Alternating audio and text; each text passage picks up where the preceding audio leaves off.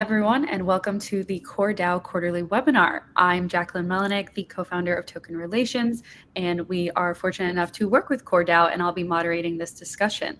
Joining me today is a great group of panelists: Core contributor Rich Rines, Hashnote founder and CEO Leo Mizuhara, Figment Protocol Opportunities Lead Drake Breeding, and Hex Trust VP Roshan Daswani. Before we get started, I'd like to remind listeners that during today's recording, we may discuss forward-looking statements and actual results may vary from today's statements. With that said, let's get started with some background and context. Core's chain is a proof of stake or POS layer for Bitcoin. It currently has about 635,000 daily transactions and over 28 million unique addresses and about 5,500 Bitcoin staked on its protocol. That's a lot of numbers. But I want to get into the network growth, and Core has also increased its TVL over 24,000% this year alone, from 4 million at the beginning of the year in January to about 970 million at the time of recording. This put Core in a leading position compared to other Bitcoin-powered networks like BitLayer and Stacks. As the metrics show, this was a pretty big increase in less than a year. Rich, what do you think are some factors that are driving this increase today? So great to chat here again, Jacquelyn. The core ecosystem has really kicked off, as you mentioned, from about 3 million earlier this year to now about 1 billion. I was hoping we were going to be right at 1 billion for the webinar, but sometimes the stars don't go fully aligned. And all credit to that goes to Core's amazing builder ecosystem. I think Core has taken a very kind of all-encompassing or surround sound approach to finding amazing builders that want to make Core their home, not just for the short term, but for the long term, and to be able to build real businesses on top of Core. And that's what's special about the Core network, is it really is a very large active user base of hundreds of thousands of different folks per day all around the globe. And that's a very unique proposition for many of these builders who are kind of more traditionally focused on, let's call it grant shopping from network to network. And that's been a very different and all-encompassing approach from marketing support, BD support, liquidity, et cetera. And we think is very poised to help Core grow into the next level of ecosystem development. And we've actually been really fortunate to have some of these early flagship protocols like Colend actually go all the way now through their full TGE and launch on major exchanges, which is really the first protocol since TON to really have their projects get to that point. So we're very excited about a lot of the growth so far this year, but it's still very, very early days. 100%. And how large of a part does staking play in this, or does it even play a part at all?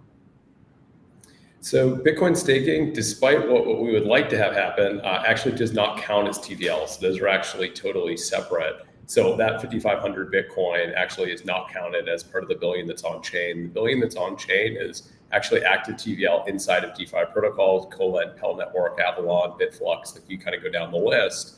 And if you combine them together, like some other protocols do, it's almost 2 billion. But we view those as two different metrics that are ultimately for different user bases as well. On the non-custodial staking side, that's for more passive audience, folks that don't want to come on chain or maybe get involved with bridges or atomic swapping over, versus your on-chain folks who are actually actively participating in these protocols. With the Fusion release that happened earlier this week, there will be some of these liquid staked Bitcoin tokens like LSTBTC that will help bridge that gap, if you will. So instead of doing Bitcoin staking or bridging over and becoming active in Core's chain, you can do both.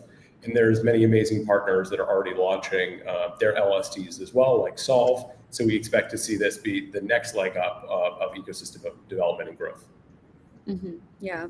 In our last quarterly webinar, we talked about institutional investors and how they want access to yield for their Bitcoin. I know we have some panelists on here, so I want to ask you all, how important is it to these institutions that hold Bitcoin to have options for generating yields? Is this something that they want? What are the conversations like there? Yeah, I can speak from my perspective. So, I work at Figment. We're a institutional staking provider, and Bitcoin is not a proof of stake asset, right? So for us, it's kind of dipping our toes into the Bitcoin world for the first time. And I think we have conversations with folks that are very familiar with traditional staking on a network like Ethereum or Solana, things that kind of have staking built into the protocol. The conversations around Bitcoin are a little bit different. They're a little bit more about how I'm actually paying fees and a lot of times to a custodian to hold my Bitcoin, right? So I'm changing this from something that is a cost for me to something that's actually generating rewards through the staking mechanism. So I think it's a really exciting narrative, and explaining the core mechanics, no pun intended, to some of these folks has been a lot of fun, and good to get them involved.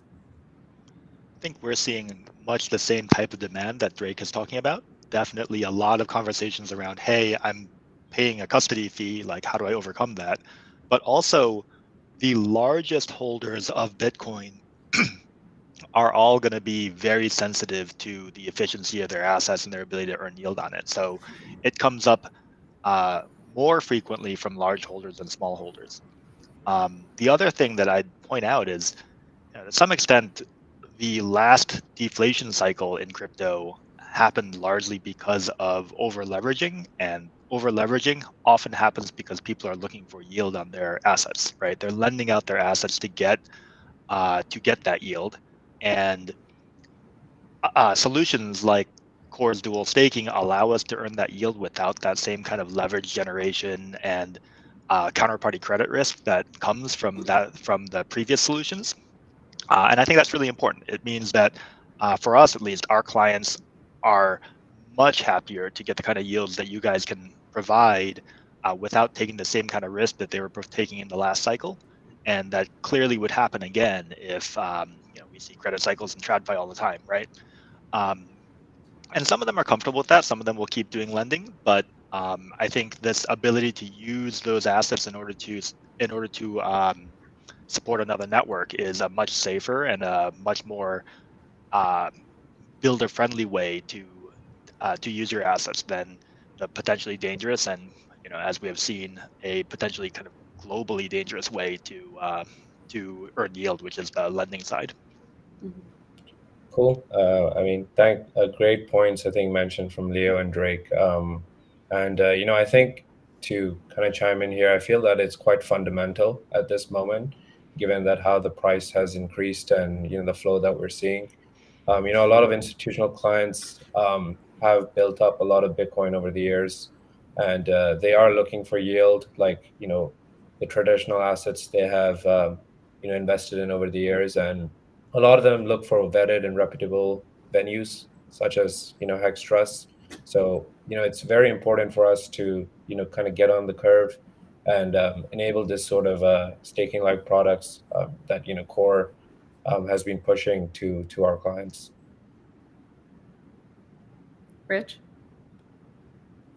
So I think the other panelists covered it pretty well, but I agree, this was a missing piece of the market, right? If we go back to last cycle, BlockFi, Celsius, Genesis, you go through, right? It was these decentralized counterparties who ultimately blew up, unfortunately, and Bitcoiners in particular were victims here as well. And like everybody that's in the Bitcoin space for some time knows people who were directly impacted by this, but the demand for yield generation will always be there. And that's where the non-custodial staking product, where you maintain the keys, it's only using native Bitcoin time locks, is a true one-of-a-kind product, and has kind of opened, Pandora's box here of potentially these new avenues for earning yield on top of Bitcoin. And we've seen, tremendous response so far, but it's still quite early days. And that's really kind of what people are now coming to expect in the market and demand ultimately, and that's good for crypto. I think I was talking to someone the other day, and they mentioned, hey, we haven't seen centralized lending, come back yet. We're not in a bull market.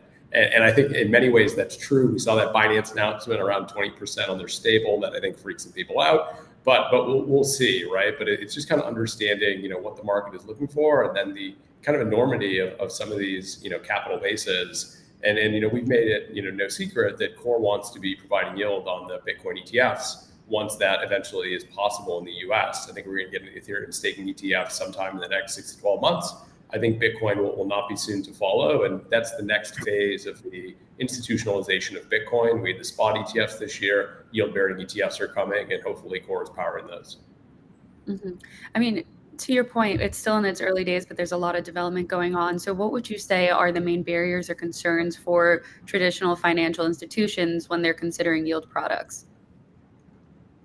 So at least from our point of view, and I play kind of the chief evangelist role as well, or chief educator, most of it is an education problem today.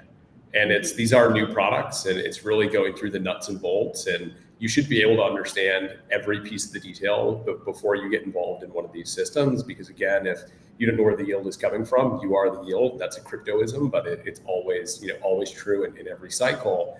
And what, the core approach is to this is going through all these different pieces of, hey, it's native Bitcoin time locks that's been live since 2015. You're time locking it to yourself. It always remains with you. You claim it on the core chain. Here's where the yield comes from. Here's why it's sustainable. Here's how dual staking ties these networks together in a capital efficient manner beyond just the security sharing agreement of with 75% of the Bitcoin hash rate is currently secure in the core chain. And it goes on kind of throughout those pieces. But the idea here is not to get these large holder institutions to move all their Bitcoin on from day one. It's to build that relationship, and it's to start to work together to dip your toe in the water, because ultimately we view this as a 10, 20-year journey. And the idea here is you're not going to start with everything on day one. You're going to start getting Bitcoin yield for the first time. You're going to hopefully size up over time. And that's how we build a big business together for the long term. Mm-hmm. On that 10, 20-year journey, we're still in the early days, and it's maybe day 1, day 10, year 1, whatever you want to call it. But for everyone on the panel right now, like, what do you think would be some milestones that need to be hit to show that this is actually going to continue to get traction and scale? I mean, I think we're already hitting those milestones, right? We're What are getting milestones? we're getting real close to market cap that's like as big as or bigger than gold. Bitcoin is now the number, I want to say 7 or 8 largest asset in the world. Like, it is a big asset. And it having been around for over a decade helps as well.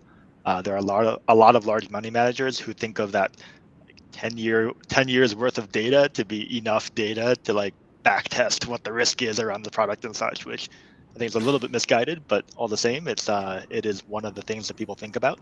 To build on some of what Rich was saying a second ago, also, the thing that institutional money managers and institutional holders are most concerned about is always loss of principal, right? So when we think about these people who are large holders of Bitcoin and want to earn yield on that product, the risk of losing their Bitcoin is always the biggest fear. And education is part of it, but I think the history of Bitcoin now being in existence for a long time really helps. I think with staking, the fact that staking has been around for not quite 10 years, but getting close, right, is helpful, and people are starting to understand what that is.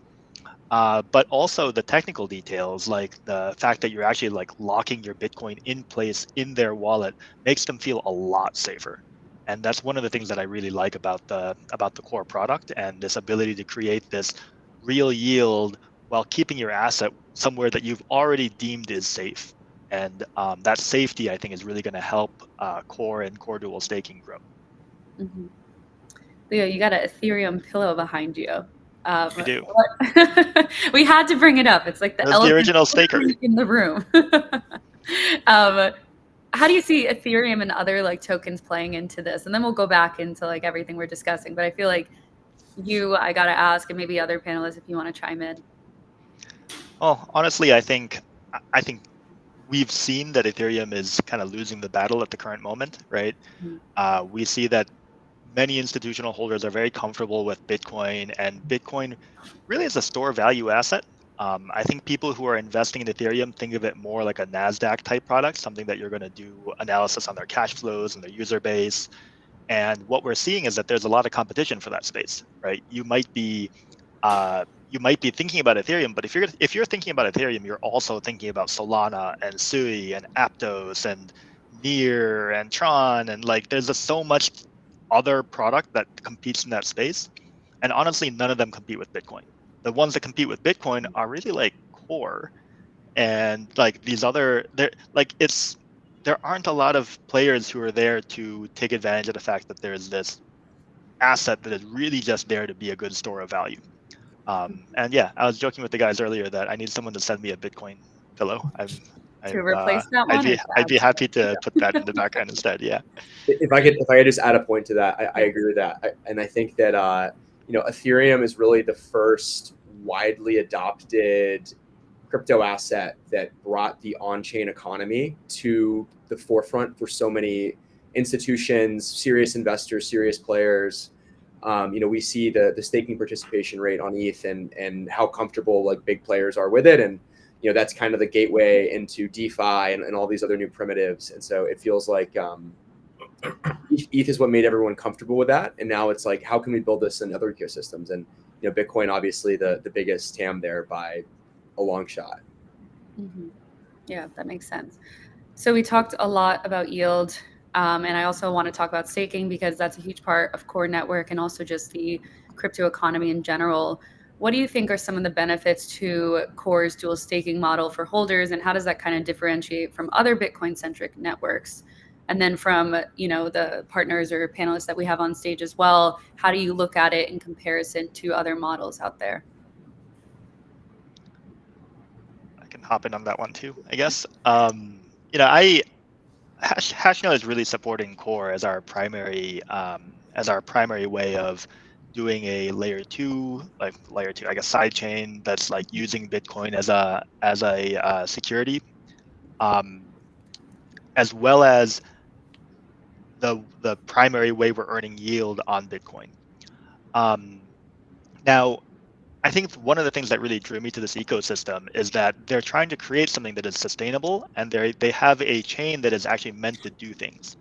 I get the impression with a lot of players in this ecosystem that kind of more longer term vision about how to create a world where we can both sustain usability as well as yield, that it's not quite as cohesive as what these guys have built here. So hats off to them.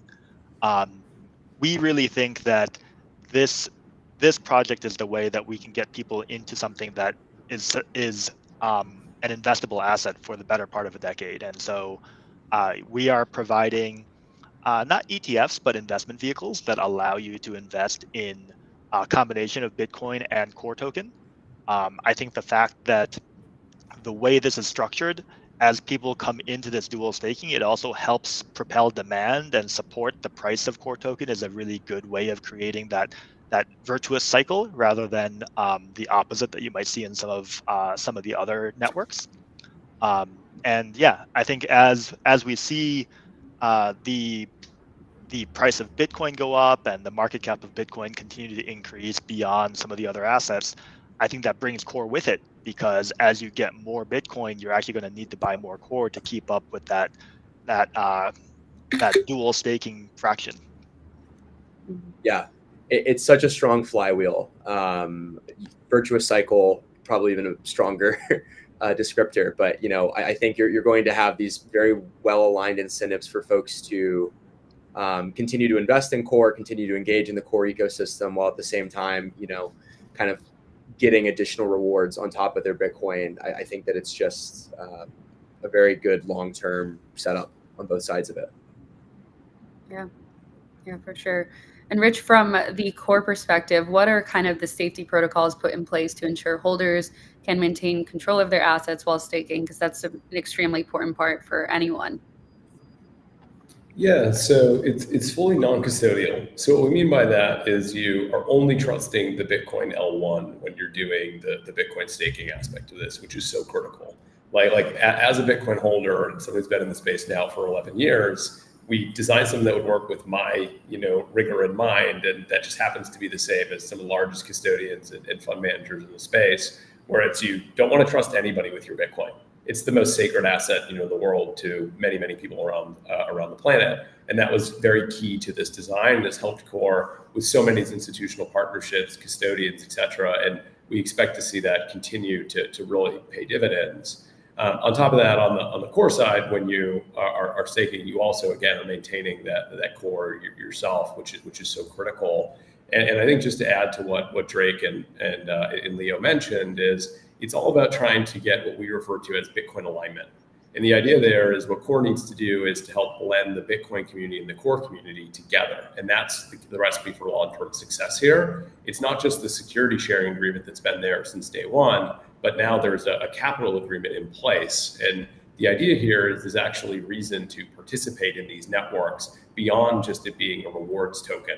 And for many of these other networks, they're just meant to be sold down. They're not meant to actually help create this flywheel, to use Drake's words. And that ultimately is what helps create this long-term sustainable ecosystem and this long-term sustainable economics, which is so critical. And I think if you kind of look at the nuts and bolts of the core model versus some of these others, you'll see how this is so important to the network and has been since launch with our 81-year emission curve and so on.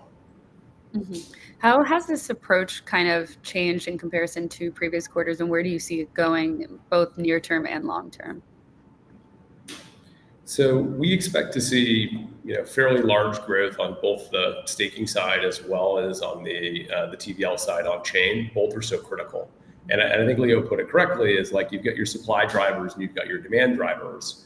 And in the core case, you have not only like this very vibrant and growing Bitcoin ecosystem, but you also have this other demand lever, which is this dual staking, and they function symbiotically together. And I think a good example of this, of like kind of showing how these things all coalesce, is looking at some of these LST products. So for some of these LST products, they're mostly approaching some of these other ecosystems as parasitic. And what I mean by that is they're just taking the yield from these other ecosystems. They actually don't give anything back. While in the core ecosystem, for these LSTs to go out and get the highest yield, they will also have to dual stake. So for every LST that gets minted off of Core's yield, the Core community is actually directly benefiting. And then conveniently for the chain's metric, that actually counts as stake and TVL if it gets used in the protocol. So it's a nice kind of dual impact there. But I think you'll continue to see that sort of reflexive nature of kind of the ecosystem side and the staking side feeding off of one another, and then ultimately helping to keep this yield long-term sustainable as more and more capital gets added to the system. Mm-hmm. Yeah, I think that makes sense. Earlier this month, also kind of on the note of strategy and everything, the Core strategy by DeFi Technologies, which basically unlocks like the MicroStrategy Core approach with regulatory access to Bitcoin and Core. I wanted to talk a little bit more about that. Hopefully the panelists are familiar with that. Maybe they saw the announcement and everything. But Rich, how can this plan help innovate on MicroStrategy's playbook? There's a lot of conversations out there right now about what Michael Saylor and MicroStrategy are doing. And specifically, I'm curious, how can this leverage dual staking to bridge the gap between, TradFi and then BTC-Fi or Bitcoin-Fi? So first and foremost, hats off to Michael Saylor and team. I think it's the greatest comeback in any financial market we've ever seen, right? Like fully eclipsing the dot-com crash, which was just really, really tremendous to watch. And he's really doing things in the public markets that we've never seen before, right? Like he's tapping these much more liquid markets in kind of new and novel ways, and has kind of been this nonstop source of Bitcoin bid and has kind of become the new Bitcoin Jesus. How does Core 5 fit into this? Well, Bitcoin is a large asset, right? And even at Michael Saylor's scale, he's providing these sustainable sources of demand and inflows. And Core is going to be the smallest asset to ever have any sort of public vehicle that has a similar mandate. So we're very excited about that, as this will help bring dual staking to the masses. And also, where Core is a much higher beta asset, this should be very nice for the overall Core ecosystem as well, in terms of additional demand to help push dual staking forward, and then also bring on more and more capital into the Core ecosystem. And that's really the quote unquote open secret of like the MicroStrategy play, right? Is it trades at a premium to its net asset value. It then uses that to go put out converts or to go take out more debt in other ways, and then or issue shares and dilute, right? Like it's got kind of a similar playbook. MetaPlanet and some of these others are now doing this as well. And it's created this very interesting cycle, and we expect it to be very positive for the Core ecosystem. This entity will also do some interesting DeFi pieces on top of Core. Maybe it'll get into some lending and borrowing. So we think this also is just like an additional general purpose utility vehicle to help Core in its journey into the public markets. Mm-hmm. Yeah. For Drake, Rohan, and Leo, what is kind of your take on this plan and in comparison to the MicroStrategy playbook? Just to begin, I think I think one major thing that has definitely helped the market significantly is the change in government in the States. We're seeing more serious players, traditional players, really seriously looking into this asset. Regulation, a proper regulatory framework will drive a lot more adoption as well of this asset. not just being held as a store of value, but really earning passive yield from this asset. MicroStrategy is a phenomenal example, a testament to this industry in terms of what Michael Saylor has done. And, I think Core's mission in terms of, providing a lot more than just a store of value is something that I feel that CoreFi and the MicroStrategy playbook are so aligned, because you are encouraging, other players in the market, traditional players in the market, to do more than just hold their Bitcoin. You're earning passive yield, dual staking opportunities, and we're going to see that side of the market grow a lot more significantly. Yeah, I think that's a good point. MicroStrategy just has so much attention right now, right? I think yesterday it was at some point this week, it was the most traded stock in America, like above, Nvidia and Tesla, something that hasn't happened in years, I think. And, it's just going to get investors thinking about what else can I do with Bitcoin, with these crypto assets. There's just so many new properties of, blockchain and the transparency, connection to other ecosystems, DeFi primitives built on top of it. Like, I really think that this is going to be just the way that people's imagination opens to things like CoreFi. Mm-hmm. Yeah. I'm also seeing comments in the Core YouTube asking about the Core Fusion upgrade. So, Rich, what role will this CoreFi strategy play in the development of yield generation through that upgrade? Yeah, so CoreFi in this case is taking advantage of the Fusion upgrade. And the Fusion upgrade is the largest upgrade since the network went live in early 2023. It was a true labor of love for the community and to help bring the network forward. And I think the way to think about Fusion is it introduced new primitives. And these primitives are very long lasting and are kind of the new pillars of the ecosystem, if you will. One of which is dual staking. And then the other one on top of it is LST Bitcoin or LST BTC, which will start minting out here soon. And the idea here is these are some of the missing ingredients, not only on the sustainability side, but also the utility. And this is what Core ultimately strives for when it's improving the network, is what are the missing ingredients, and then how do we go max it out as fast as possible to enable more and more of this on-chain utility demand.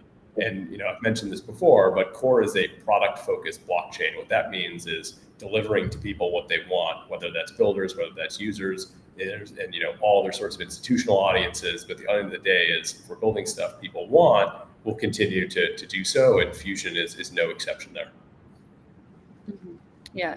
In regards to the LSD Bitcoin token, how can you kind of see liquid staking tokens enhance user participation and liquidity within the Bitcoin staking ecosystem, specifically for Core and then like the broader market? Yeah, I think LSD is just. Oh, go ahead. Sorry. No. I've been talking the whole time. That's what we got you guys for. Go ahead. LSDs are. I feel like I'm kind of hitting a lot of the same points today, but it gives you so much more you can do with your assets, right? We've seen how widely adopted Lido and other LSTs on Ethereum are, and just getting a receipt token that you can go use in DeFi, you can go deploy in a lending protocol. There's all this great stuff you can do on Core specifically now. And so, as just a product focused chain, this liquid staking is not going away. I think it's one of those things that once you get comfortable with staking, the next question so many people have is like, well, dang, my tokens are locked up now. Like, I wanted to go do stuff with them, and this is just the way to go do stuff. Deploy them somewhere. 100%. Leo, I know you have to jump. I just saw the time, but is there any final words that you would like to add before we, continue the conversation? Nothing new, really. I very much agree with what Drake was saying around the liquid staking tokens. That's somewhere where we plan to work very closely with the Core DAO team as well. And I really commend Rich for making a great product. I think again, one of the things that drew me to this project was that it was very product focused. The founders were here to make something that lasts and not here to just pump a token and leave. So I really appreciate what they've done for us, and I'm looking forward to the growth of the project. So great job, guys, and we'll see you soon. Yeah. We still got everyone else here. Leo, have a good one. But in regards to the liquid staking token, I still want to talk a little bit more about that. Obviously, Core DAO is going to bring that to the market soon, but how can that innovation kind of help bridge the gap between TradFi and Bitcoin DeFi? We've talked about investors looking for yield options on Bitcoin, staking, etc. But what role can this play?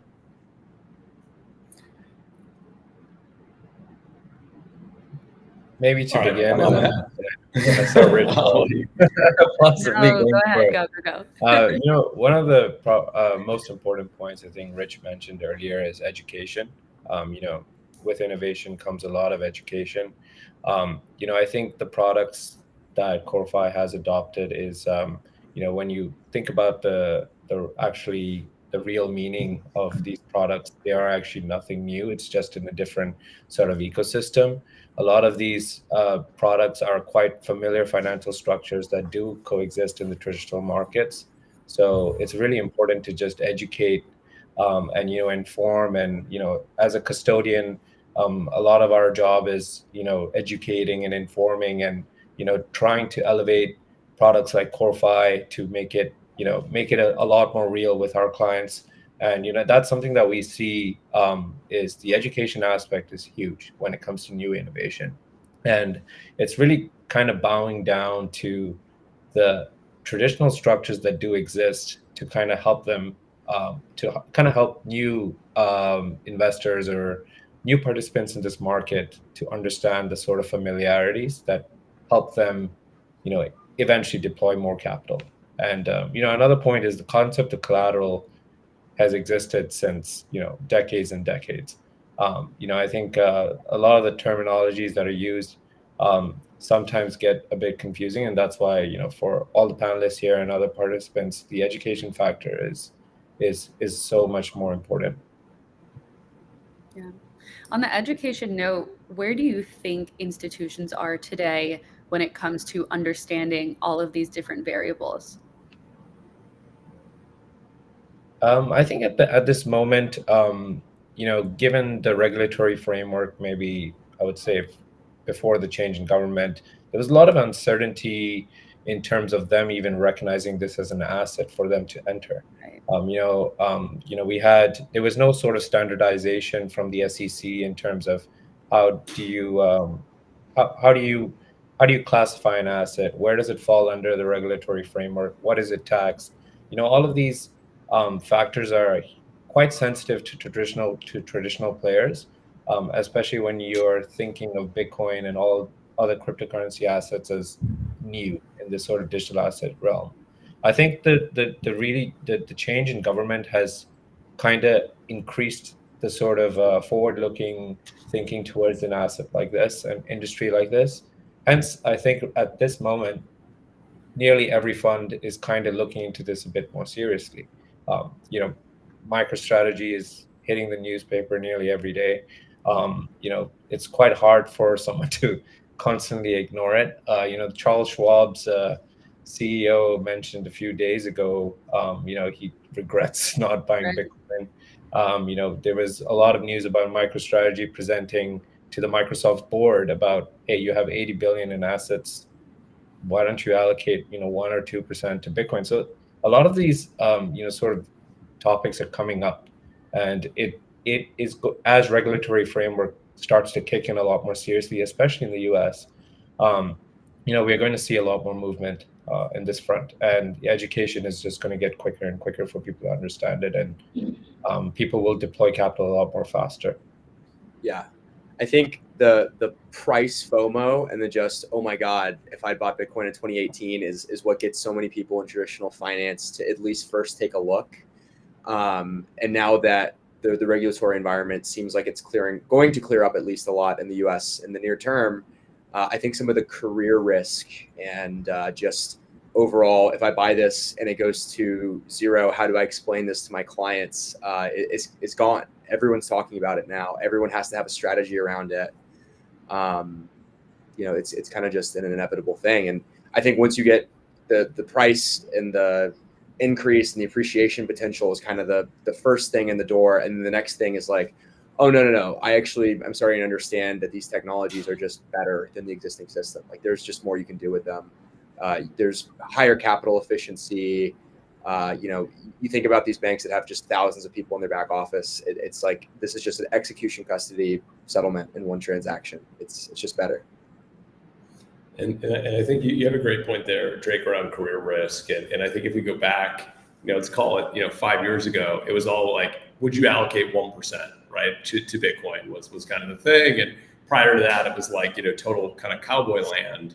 And now it's almost, if you're not allocating to Bitcoin, you're almost derelict, right? Like you actually almost have now kind of fully shifted, and that's a big change. And I think what we're going to see with Bitcoin yield is very similar.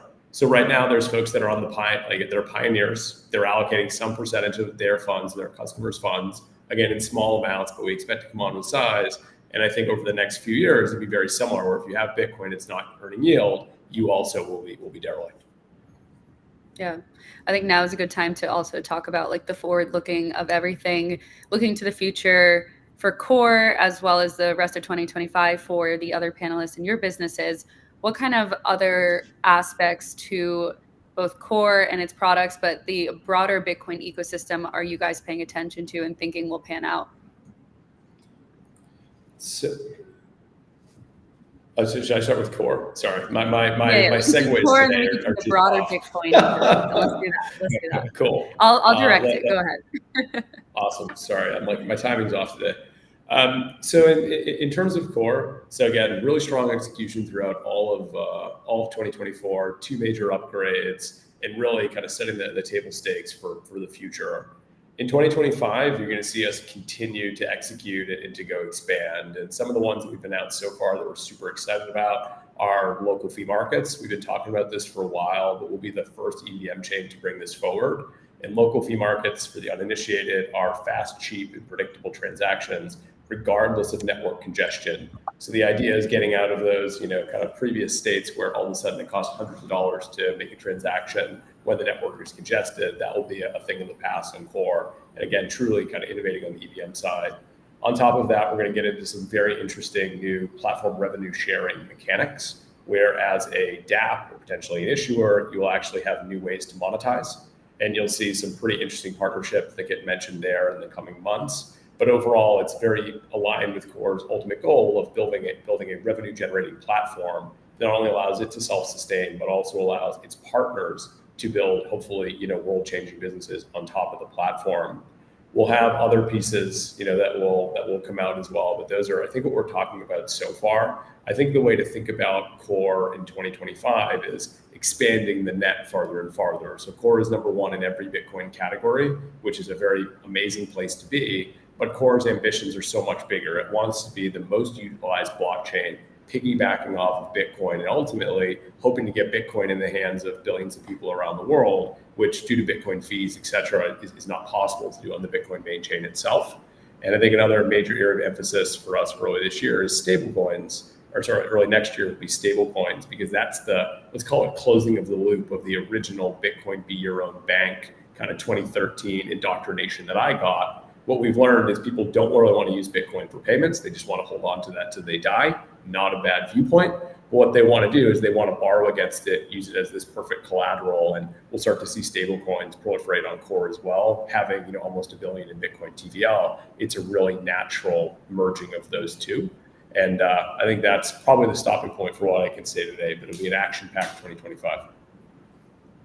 100%. Looking forward to talking more about it. Drake, Roshan, what's your take? Yeah, that's a good teaser to end on there, Rich. So we'll have to stay tuned. I think broader adoption of Fusion for Core specifically, people just kind of wrapping their heads around it, and that kind of flywheel effect you were discussing earlier. Proliferation of dApps. I mean, I think just you look at the people that are in the Core ecosystem now, the amount of large custodians, validators, miners, it's kind of just getting really the kind of who's of the institutional crypto community around it, and I expect to see that to continue. The local fee markets thing is really interesting, right? This is kind of the model that Solana has had, and it's just proven to be so successful. You can keep the median transaction for the average I don't really have a super high priority. I just need to get this transaction done. Makes it cheap and fast, easy for the average user. And then, if I am doing something in DeFi and I have higher expectations, like I need to get this done, I can pay more, right? So you kind of have that dual model that's worked so well on Solana. It's exciting to see.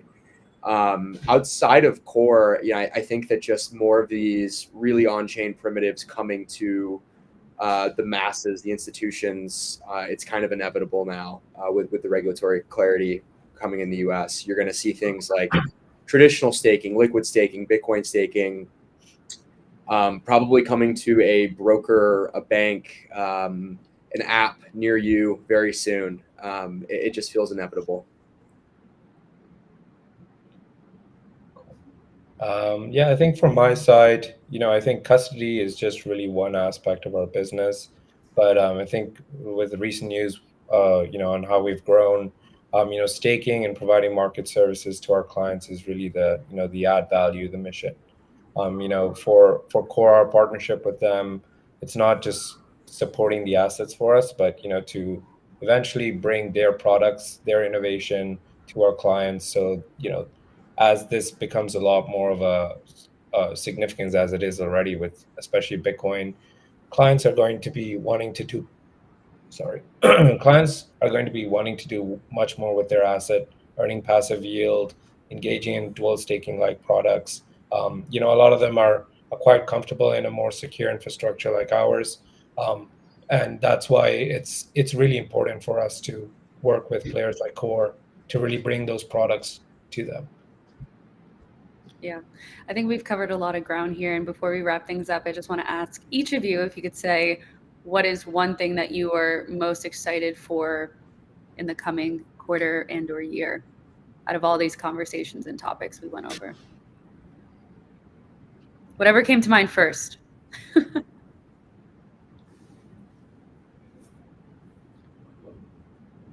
So I'm happy to kick that off. I think I'm most excited for CoreFi. And the reason I'm so excited for CoreFi is because it wraps up all of these different things that we talked about for a new audience. And that's one of the big, kind of pieces that Core is focused on is we have this very large community. We want to continue to double, triple, 10x, continue to grow. But we also want to appeal to some of these other folks who maybe aren't as crypto native, can't get involved directly on chain. And that's what some of these public market vehicles ultimately enable. And that's a pretty untapped audience for most major projects. So it's a new kind of exciting endeavor for us as well. And then the fact that it ultimately is driving demand for dual staking is a really, really nice kind of through line through the whole thing. I think for me, I'm probably most excited for applications. For a long time, the narrative in crypto has been, infrastructure. That's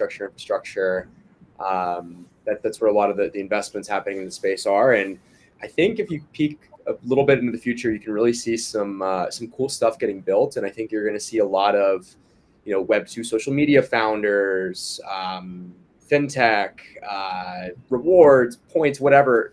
Just there's going to be so many new things that get built using on-chain primitives, and I think you're going to see some really creative ways that developers take advantage of the advantages of blockchain to just give such a better user experience, better offerings, just more stuff to do, right? Besides just lending and trading like you have today. So that's what I'm most looking forward to. I think from my side, definitely regulatory framework. We've taken a very licensed approach, with how we've approached our business, and with the change in government, it's opened up the floor a lot more. As one really good point that Rich made earlier was, it's funds not thinking about the career risk side, but it's more about, hey, we should actually start looking into this right now because it's a lot more real. It's a lot more serious. So for us, the education factor is a really huge thing because as licensing regulatory framework comes in, it opens the doors for us a lot more as a custodian. And I think secondly, working with, as one of the great points that Drake made, and what CoreFi is doing as well in this industry is working with innovative projects to bring very good innovative products to our clients, so they are able to earn passive yield, do a lot more with their asset than just keeping it as a store of value. Yeah. Oh, that all makes sense. And I think we are at time here, but thank you to our panelists for taking the time to share all your thoughtful insights today. And thank you to everyone for listening in. Looking forward to talking with Core Ecosystem again next quarter.